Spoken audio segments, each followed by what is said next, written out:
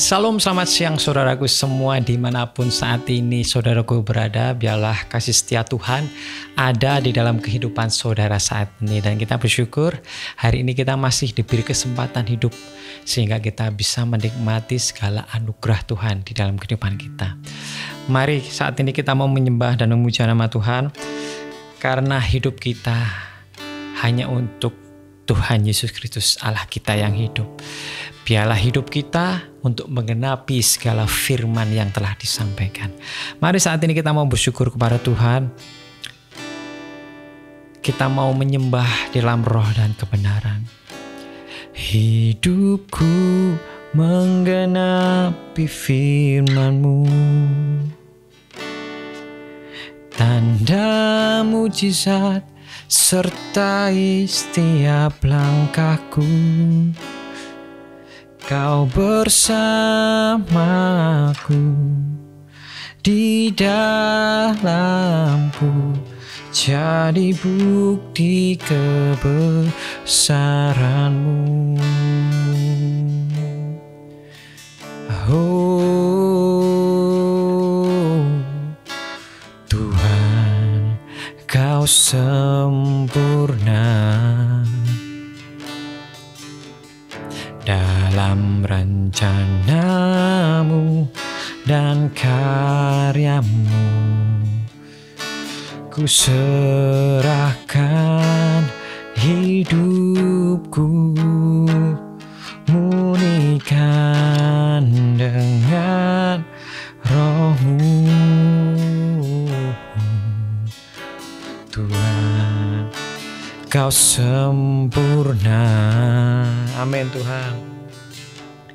Dalam rencana-Mu dan karya-Mu, ku serahkan hidupku, murnikan dengan Roh-Mu.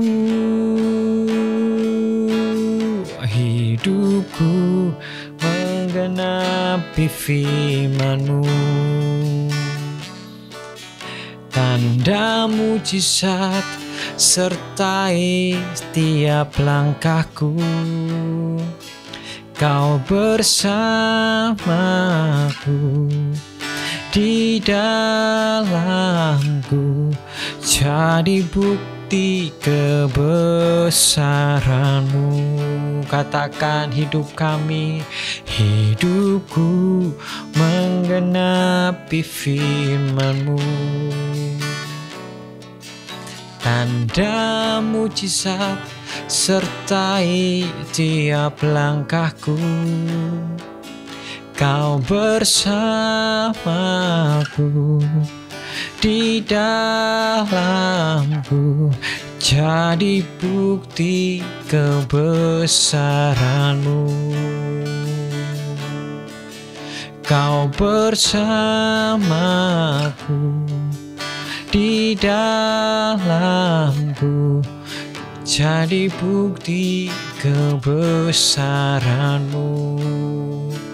Oh, Kau bersamaku di dalamku, jadi bukti kebesaran-Mu. Engkau bersama kami, Engkau ada bagi kami Tuhan. Biarlah hidup kami hanya untuk-Mu Yesus. Oh, bukti kasih-Mu bagi kami Tuhan. Engkau selalu ada bagi kami. Terima kasih Bapa, Engkau memberikan kasih yang terbesar bagi kami, sehingga kami masih bisa hidup sampai sekarang ini. Itu adalah bukti kebesaran-Mu di dalam kehidupan kami. Dan terima kasih untuk semuanya Bapa. Biarlah kami balasnya dengan hidup kami, menghidupi firman-Mu dan menjalankan firman-Mu. Itu yang akan kami lakukan di setiap kehidupan kami. Terima kasih Bapa, terima kasih Yesus Allah yang hidup. Firman-Mu sebentar Tuhan dibagikan, biarlah menjadi kekuatan bagi kami. Terima kasih Yesus, bekerjalah Roh Kudus saat ini, supaya apa yang kami dapat bisa tertanam di hati kami yang subur. Terima kasih Yesus, kami bersyukur buat semuanya. Hanya dalam nama Yesus kami berdoa dan mengucap syukur. Amin. Shalom saudaraku, selamat siang semuanya, dan bagaimana saudaraku kabarnya hari ini? Kita bersyukur kita telah melalui setengah hari ini dengan anugerah dari Tuhan. Setiap kehidupan kita, setiap apapun yang kita kerjakan, itu karena pertolongan Tuhan di dalam kehidupan kita. Kita tidak bisa lepas apa yang namanya Tuhan di dalam kehidupan kita. Mungkin secara tidak sadar kita mungkin melupakan Tuhan. Secara tidak sadar mungkin ini biasa saja. Aku bangun pagi, aku bekerja, aku mengurus rumah tangga, aku bersekolah, yaitu adalah kebiasaanku. Tetapi saudara harus sadar bahwa jikalau tanpa penyertaan Tuhan, jikalau tanpa kesempatan Tuhan yang Tuhan berikan kepada saudara-saudara, kebiasaan tadi tidak akan ada dan tidak akan bisa berjalan. Maka dari itu kita harus sadar bahwa segala kehidupan kita itu karena penyertaan Tuhan di dalam kehidupan kita. Amin. Dan hari ini kita mau melanjutkan di dalam, kemarin sudah membahas tentang Matius 3 dan sekarang tentang Matius 4. Tetapi di sini saya tidak membahas satu pasal keseluruhan, tapi terdapat beberapa sub yang harus dibahas. Saya tidak bisa membahas semuanya, jadi kita akan bahas per sub. Yang pertama yaitu di ayat yang ke-1 sampai 11. Di sini kita akan belajar tentang Tuhan Yesus dicobai di padang gurun atau pencobaan di padang gurun. Nah, setelah Tuhan Yesus dibaptis yang kita bahas pada hari-hari kemarin, 2 hari yang kemarin, bahwa setelah dibaptis bukan seperti yang saya katakan, bukan hanya berhenti di situ aja dan kita disucikan atau tidak mendapat suatu percobaan atau hidup kita lancar-lancar saja, tidak. Tapi itu adalah start untuk kita mengikut Tuhan dengan sepenuh hati kita, dengan sungguh-sungguh. Seperti Tuhan juga, setelah dia dibaptis, start pertama dia mau melayani, dia sudah dicobai, yaitu lawannya yang terberat, yaitu iblis. Ya bukan terberat, tetapi mungkin lawan Tuhan Yesus saat ini adalah iblis.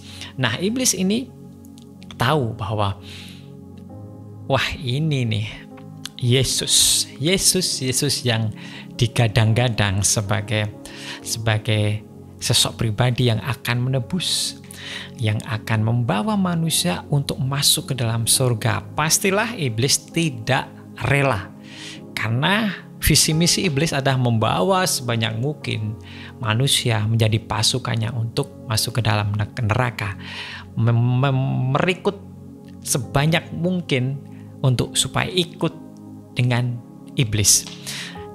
Dan salah satunya yang mungkin pada waktu itu saya mau mencoba ceritanya pimpinannya manusia, seseorang yang akan menyelamatkan ini, saya akan coba. Mungkin seperti itu ya. Maka dari itu dia mencobai Tuhan Yesus, dan iblis ini juga tahu bahwa Yesus ini adalah 100% Allah dan 100% manusia. Dia mempunyai sifat manusia juga, bagaimana dia mempunyai sifat sedih, bahagia, mempunyai dia sifat lapar juga. Maka dari itu, setelah dia tahu bahwa pada waktu itu, setelah Tuhan Yesus dibaptis, Yesus ini melakukan puasa selama 40 hari 40 malam. Dan sebetulnya puasa ini selama 40 hari 40 malam, puasa ini juga dilakukan oleh Musa.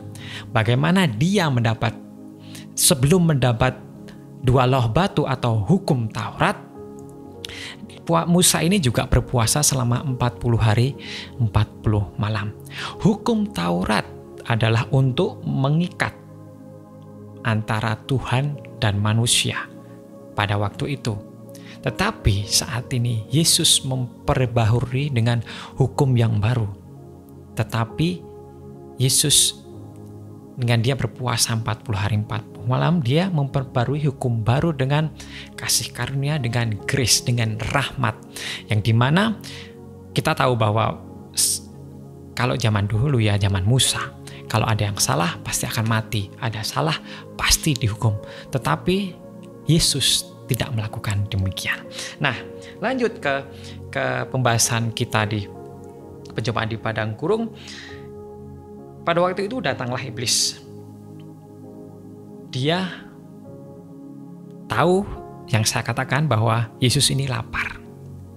Wah, ini selama 40 hari nggak makan, nggak minum, pasti dia mempunyai sifat. Nah, pasti dia lapar, pasti dia haus. Coba aku mau mencobai Tuhan Yesus. Mari kita baca ya. Di ayat ketiga. Lalu datanglah si pencoba itu dan berkata kepadanya, jika engkau anak Allah, perintahkanlah supaya batu-batu ini menjadi roti. Itu pencobaan yang pertama. Nah, pencobaan ini mungkin sangat sepele untuk dilakukan oleh Yesus. Bagaimana kita tahu jauh terus di ke depan dia mengubah 5 roti dan 2 ikan menjadi sangat banyak sekali. Dengan hanya mengubah batu menjadi roti sangat gampang. Tetapi dia tidak melakukannya. Nanti kita bahas selanjutnya. Yang kedua, tidak puas dia mencobai Tuhan Yesus. Yang kedua, dia di ayat yang ke-6, lalu berkatalah kepadanya, jika engkau anak Allah, jatuhkanlah dirimu ke bawah, sebab ada tertulis mengenai engkau, ia akan memerintahkan malaikat-malaikatnya, dan mereka akan menatang engkau di atas tangannya, supaya kakimu jangan terantuk batu. Iblis melihat apakah Tuhan Yesus mau menuruti apa yang dikatakannya.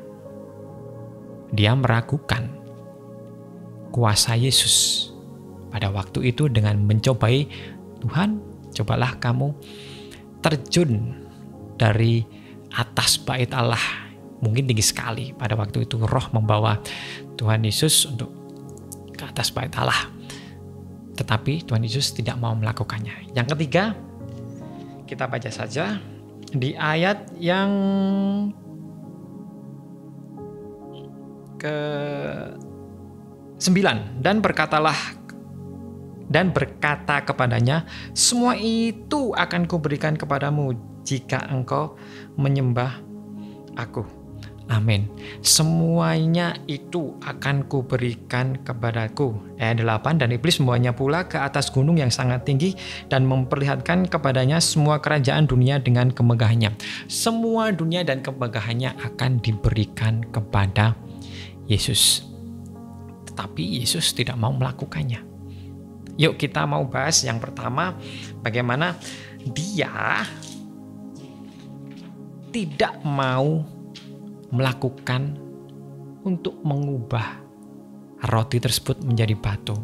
Karena Yesus tahu bahwa di dalam kehidupan bukan hanya sekedar makanan jasmani saja yang dibutuhkan oleh manusia. Pada waktu itu Yesus manusia. Tetapi yang dibutuhkan adalah firman Tuhan yang bisa menghidupi rohani. Firman Tuhan yang bisa menyegarkan jiwa. Mungkin kalau kita haus, kita minum, oke lah. Kita langsung segar. Kita mungkin lapar, terus makan. Kita kenyang. Tetapi bagaimana dengan roh kita? Padahal hidup kita, kalau tidak ada roh, ya pastinya kita akan mati. Maka dari itu, yang bisa menghidupi roh kita hanya firman Tuhan. Maka dari itu, Yesus menjawab, ada tertulis manusia hidup bukan dari roti saja, tetapi dari setiap firman yang keluar dari mulut Allah. Ya, firman dari mulut Allah yang dapat menghidupi kehidupan rohani kita. Mari kita gunakan kehidupan kita bukan hanya sekedar untuk makan, minum. Ya, jikalau tidak tahu visi misi tujuan hidup kita mau diapain, ya hidup kita cuman bekerja, makan, minum, tidur, muter 1 hari, 1 bulan, seminggu cuman kerjanya gitu aja. Makan, minum, tidur, kerja. Makan, minum, tidur, kerja. Seperti itu saja. Tetapi jika kita tahu kehidupan visi misi kita di dalam dunia itu seperti apa, kita akan melakukan hal yang baik untuk kemuliaan nama Tuhan. Kehidupan kita gunakan sebaik mungkin untuk kemuliaan nama Tuhan, untuk melakukan firman Tuhan dengan sebaik-baiknya. Dan yang pasti bukan hanya itu saja, saat kita melakukan firman, kita harus juga berbuah lebat supaya nama Tuhan dipermuliakan. Yang kedua, iblis membawa ke atas bait suci supaya Tuhan Yesus terjun dan malaikat pasti akan menopangnya. Dan Tuhan Yesus menjawab, Yesus berkata kepadanya, ada pula tertulis, janganlah engkau mencobai Tuhan Allahmu. Janganlah engkau mencobai Tuhan Allahmu. Di dalam dunia sekarang ini sebetulnya bukan iblis saja yang mencobai Tuhan Allah. Terkadang kita sebagai manusia, kita juga mencobai Tuhan Allah kita, meragukan kuasa yang Tuhan punya. Kita bingung apa yang akan kita makan pada esok hari. Kita tidak tahu, kita meragukan apa yang menjadi masa depan kita.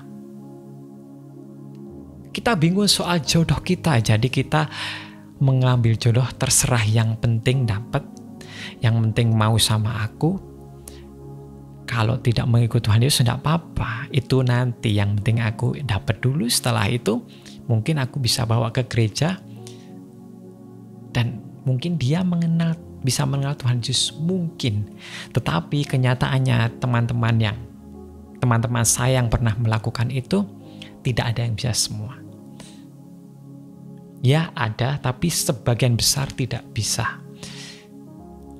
Jadi akhirnya mereka terbawa, terseret ke dalam atau menjauh dari Tuhan Allah. Bukan hanya itu saja, pekerjaanku, bagaimana sekarang pekerjaanku Tuhan? Banyak sekali orang-orang yang di PHK, banyak sekali bisnis-bisnis yang bangkrut. Nah, terkadang di pikiran kita sudah negative thinking dulu. Di pikiran kita pikiran, wah bangkrut. Pikiran kita tidak maju, masa depanku hancur, aku tidak mendapat jodoh-jodoh, pelayananku akan tidak baik, apapun itu yang negatif. Kita meragukan kuasa Tuhan, sama dengan kita mencobai Tuhan. Itulah yang dilakukan iblis pada Tuhan Yesus. Apakah kita mau melakukan itu kepada Tuhan Allah kita? Mari kita jawab tidak. Mari kita mau belajar untuk tetap percaya kepada Tuhan Yesus. Jangan sekali-sekali mencobai Tuhan Yesus, supaya Tuhan tetap bekerja di dalam kehidupan kita. Kita harus tetap percaya, tetap setia kepada Tuhan. Firman Tuhan kita harus lakukan terus di dalam kehidupan kita. Terus yang terakhir, jawab Yesus saat iblis akan memberikan semuanya, dunia ini dan kemewahannya kepada Tuhan Yesus. Sebetulnya saya kalau melihat atau membaca ini ketawa ya. Kan Tuhan yang memiliki semuanya, kenapa pikiran iblis bisa semacam itu ya. Terus Tuhan Yesus menjawab, maka berkatalah Yesus kepadanya, nyalah iblis, sebab pada tertulis, engkau harus menyembah Tuhan Allahmu dan hanya kepada Dialah sajalah engkau berbakti. Seperti yang saya katakan tadi, kenapa iblis bisa berpikir bahwa dia memiliki dunia dan kemewahannya. Tapi setelah saya menggali lagi, memang iya, di dalam 1 Yohanes 5 atau 4 saya lupa, bahwa dunia ini adalah kepunyaan orang fasik. Dunia ini memang adalah kepunyaan iblis.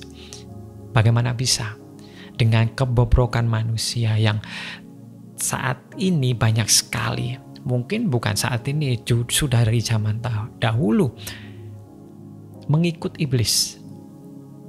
Ya mungkin di hadapan orang banyak, seperti orang Farisi dan Saduki, bagaimana dia taat beribadah, tetapi dia mempunyai sifat yang tipu-tipu, menipu orang di sekitarnya. Dia memiliki kepentingan pribadi supaya kepentingan dia terpenuhi. Nah, ya memang dunia ini kepunyaan orang fasik. Makanya iblis berkata kepada Tuhan, pada Yesus, ini loh semua dunia kemewahannya akan kuberikan kepadaku.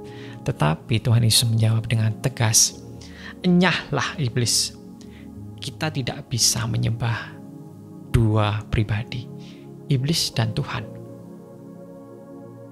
Dan sangat-sangat disarankan dan sangat tidak boleh kita menyembah iblis. Hanya Tuhan Allah kita Yesus Kristus yang kita sembah, yang kita harus berbakti hanya kepada Allah kita Yesus Kristus. Di sini kita bisa belajar bahwa Yesus bukan hanya sekedar memerintah, Yesus bukan hanya sekedar memberi hukum, tapi Yesus memberi contoh yang konkret. Dia memberikan diri untuk dicobai oleh iblis. Jadi, dia memberikan strategi-strategi bagaimana untuk mengalahkan iblis. Itu yang hebatnya. Dia bukan hanya Yesus yang dari zaman dahulu, Allah yang cuma dari sorga memerintahkan ini, memberitahukan ini. Tetapi dia dengan kasihnya yang begitu besar kepada kita, dia turun memberikan contoh yang konkret untuk supaya kita bisa kerjakan di dalam dunia ini. Untuk melawan iblis, untuk mengasihi sesama yang lain, untuk berbuat baik. Maka dari itu, mari seperti yang Yesus katakan, kita hanya menyembah Tuhan Allah saja di dalam kehidupan kita. Kita hanya berbakti kepada Tuhan Allah saja. Kita jangan meragukan kuasa Tuhan. Tetap percaya, tetap setia kepada Tuhan. Dan kita harus bisa berbakti, melayani, melakukan firman Tuhan, berbuat lebat untuk kemuliaan nama Tuhan. Strategi ini biarlah menjadi menjadi kunci dalam kehidupan kita saat kita melawan iblis. Kemewahan yang ada di dunia saat ini, mungkin kepanikan, kecemasan yang ada di dalam dunia ini, pergumulan yang sungguh berat yang ada di dalam dunia ini, marilah kita serahkan semuanya kepada Tuhan. Karena hanya Tuhanlah yang mampu untuk memberikan kelegaan, untuk memberikan jalan keluar yang pastinya yang kekal, yang sesuai dengan firman Tuhan, yang pastinya akhirnya akan mendapat sukacita. Mari dengan teladan kita Yesus Kristus, kita mau mencontoh kehidupannya supaya kita berkenan di hadapan Allah. Amin. Mari kita mau berdoa. Tuhan, saat ini kami bersyukur sekali Tuhan. Kami mengerti tentang firman-Mu. Kami mendapatkan strategi yang bagus bahwa kami saat ditawari oleh iblis tentang kemewahan dunia ini, kami akan menolak Tuhan. Karena iming-iming dari iblis ialah untuk menyembah iblis. Padahal yang hanya kami sembah adalah Engkau, Allahku Yesus Kristus. Biarlah itu menjadi prinsip kehidupan kami. Dan kami tetap mau percaya akan kuasa-Mu bekerja di dalam kehidupan kami. Dan makanan kami bukan hanya sekedar makanan jasmani, minuman jasmani, tetapi firman-Mu yang keluar dari mulut Allah yang menjadi makanan rohani kami, sehingga roh kami tidak mati. Kami tidak menjadi zombie atau mayat hidup yang bekerja beraktivitas tetapi tidak mempunyai roh. Roh kami mati, tapi kami mau menjaga roh kami tetap hidup. Biarlah apapun Tuhan yang kami kerjakan saat ini, Engkau tahu Tuhan, Engkau akan melakukan yang terbaik, dan Engkau akan memberikan penolong yang sejati, yaitu Roh Kudus, supaya kami berjalan sesuai dengan kebenaran firman-Mu. Amin Tuhan, terima kasih, kami percaya Tuhan. Biarlah apapun yang kami kerjakan ini Tuhan, firman-Mu tertanam di dalam hati kami yang subur sehingga kami mengerti dan kami bisa menjalaninya dengan baik. Terima kasih Bapa, terima kasih Yesus buat firman hari ini. Kami bersyukur buat semuanya. Biarlah rencanamu yang terjadi di dalam kehidupan kami. Kami bersyukur, hanya dalam nama Yesus kami berdoa dan mengucap syukur. Amin, amin, amin. Shalom, selamat siang. Tuhan Yesus memberkati.